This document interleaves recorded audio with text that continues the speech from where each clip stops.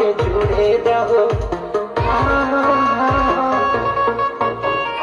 छिका जवानी के बूढ़े रहो, मना से मना के जुड़े रहो।